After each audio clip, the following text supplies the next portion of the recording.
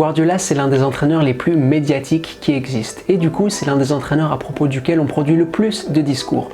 On entend souvent qu'il est idéaliste, dogmatique, attaché au beau jeu, et ça pourtant, ce sont des idées reçues.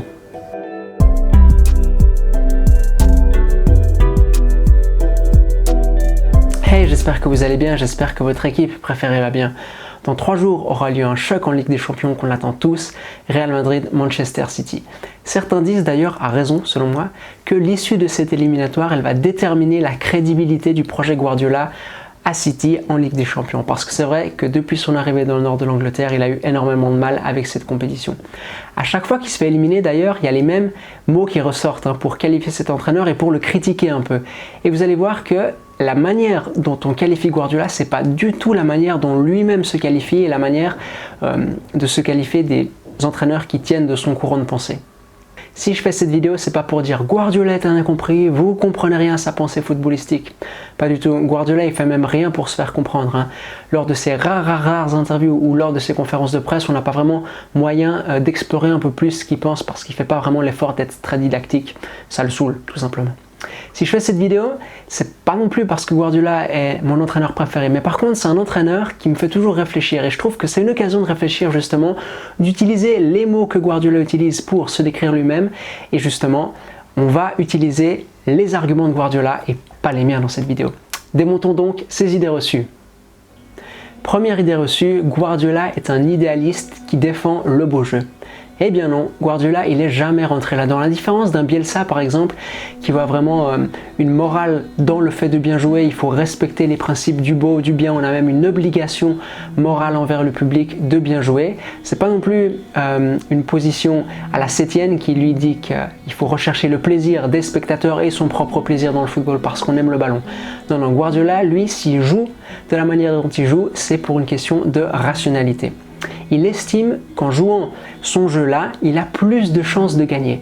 Et ça, c'est des choses que défendent d'autres entraîneurs du même courant. Sétienne aussi, lui, il dit qu'on a plus de chances de gagner en jouant bien. Luis Enrique l'exprime à sa manière, une manière très crue. Jouer pour bien jouer, rien à faire, laisser un héritage derrière nous, rien à faire. Par contre, le beau jeu, c'est le moyen le plus sûr d'arriver à la victoire. Et c'est vraiment en ce sens-là qu'il faut comprendre le football de Guardiola.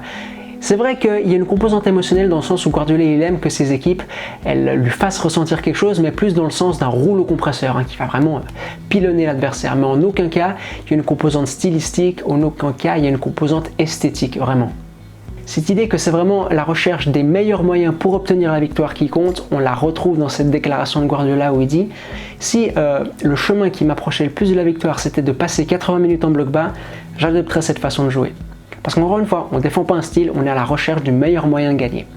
Mais pour lui, c'est pas le meilleur moyen de gagner parce que ça vous fait rentrer dans une attitude de passivité et c'est trop difficile de se sortir de cette léthargie pour ensuite contre-attaquer si vous avez passé 80 minutes sans ballon.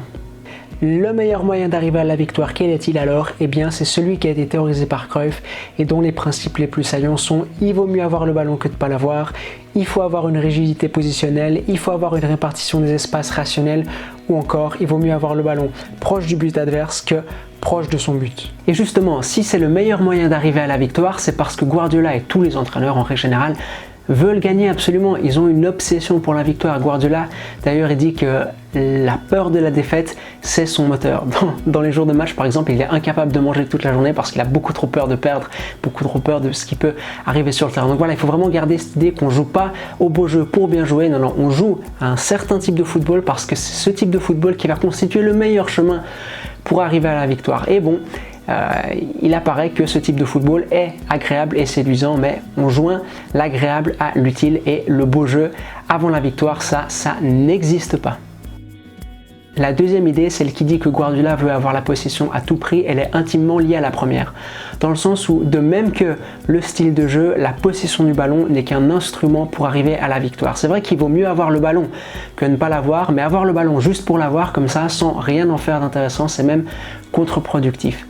À ce sujet-là, il y a une phrase que Guardiola dit à ses joueurs au Bayern qui va complètement les estomaquer. Il leur dit « Je déteste le tiki-taka ». Le tiki-taka, c'est n'importe quoi. On a dit que mon Barça pratiquait le tiki-taka, c'est complètement éloigné de la réalité. Le tiki-taka, je déteste ça parce que c'est juste se passer le ballon comme ça, sans aucune intention. Et c'est vrai que dans son idée du football, chaque passe doit avoir une intentionnalité, le ballon, on doit en faire quelque chose. Il disait la saison passée que son City avait battu le record de possession en Ligue des Champions, mais que 80% des passes avaient été échangées entre les centraux. Et ça, il le dit, c'est pas de la possession, ça sert à rien du tout.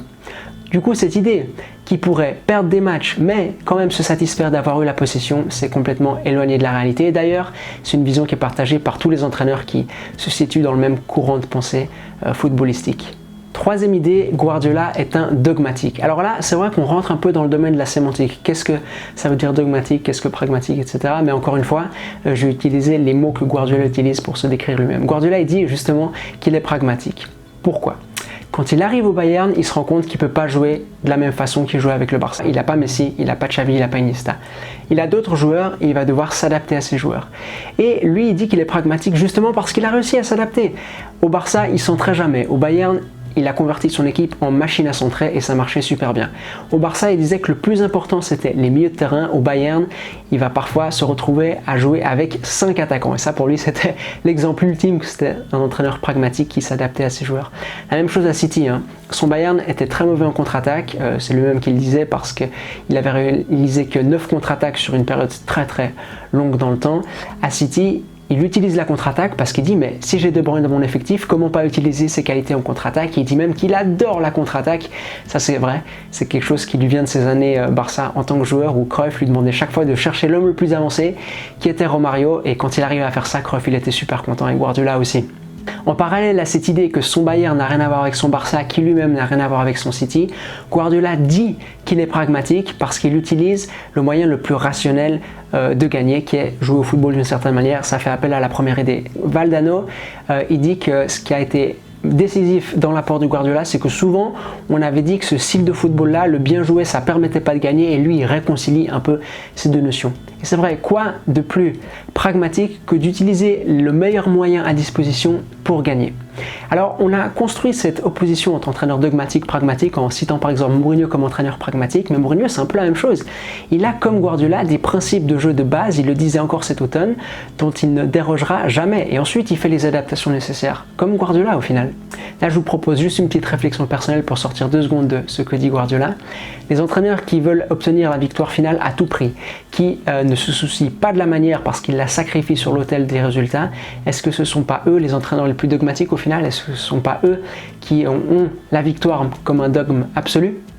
Dernière idée reçue, Guardiola est un entraîneur offensif. Il circule un peu cette idée selon laquelle s'il marque un but de plus que l'adversaire, il est content. Et ça, c'est complètement éloigné de la réalité. Il dit lui-même que la défense est la base de son jeu. Mais il dit lui-même qu'il veut toujours attaquer. Alors comment est-ce qu'on comprend ça? Bon, la défense est la base de son jeu, on le comprend dans le sens où c'est l'un des éléments qui travaille le plus. Il dit à ses joueurs à chaque fois qu'il arrive dans un nouveau club, si vous courez pas comme des chiens, on va arriver à aucun résultat. Et autant l'aspect offensif dans les 30 derniers mètres, il ne le travaille pas, autant l'aspect défensif, il le travaille dans son entier. L'autre élément qui nous permet de comprendre cette affirmation-là, c'est que selon lui, le football est absolument indivisible. Et là, il fait appel à une idée de l'entraîneur espagnol Juan Malillo, selon lequel le football est un tout. On a créé ces catégories artificielles de moment où on attaque, moment où on défend, mais dans le jeu qui est pratiqué par Guardiola, on attaque en défendant parce qu'en faisant circuler le ballon, on prévient et on se place déjà pour prévenir la perte. Et quand on défend en avançant avec cette idée de pressing qui permet à la fois de nous créer des occasions de but. Le fait que la défense soit la base de son jeu, ça se vérifie dans le sens où il a eu souvent les meilleures défenses en championnat et ce sont les défenses qui vous font gagner des championnats. Donc on n'a pas du tout affaire à un entraîneur un peu terroriste à la Peter Bosz ou Roger Schmidt, ces entraîneurs qui veulent attaquer à tout prix, quitte à gagner un match 5-4. Guardiola ne se situe pas du tout dans cette mouvance-là. Voilà, c'est la fin de cette vidéo qui j'espère vous aura plu. J'ai eu beaucoup de plaisir à la faire personnellement parce que j'adore me mettre dans une position de déconstruire des idées et puis j'adore aussi me mettre un peu dans la tête d'une personne, d'un entraîneur pour comprendre vraiment sa vision du football. Encore une fois, c'est pas mes idées que je vous ai présentées là, c'est les idées de Guardiola. J'aimerais conclure avec une question qui sera à qui profite le crime? À qui profite cette qualification de Guardiola comme entraîneur idéaliste, dogmatique, etc. etc. D'une part, je pense qu'il y a eu cette volonté du Barça un temps de se placer en tant qu'apôtre du beau jeu avec ce slogan qui est venu plus tard, We Call Football. Et tout ça est intervenu dans un moment aussi où on a dû créer de nouvelles catégories vraiment pour se retrouver un peu. Et puis on a créé les pragmatiques, les dogmatiques, les gens qui supportent le beau jeu, qui étaient les gentils, les gens qui sont contre le beau jeu, qui veulent la victoire à tout prix, qui sont les méchants. Et ça a été, je pense, une façon un peu de se repérer dans ce football qui était en train de changer des années 2010, et puis aussi de construire des narratives assez sympas, parce qu'on aime bien comme ça faire du football un peu un film de super-héros. Si vous avez aimé cette vidéo, n'hésitez pas à vous abonner, ça me ferait très plaisir. Ce qui me ferait encore plus plaisir, c'est que vous activiez la cloche de notification pour perdre aucune de mes futures vidéos.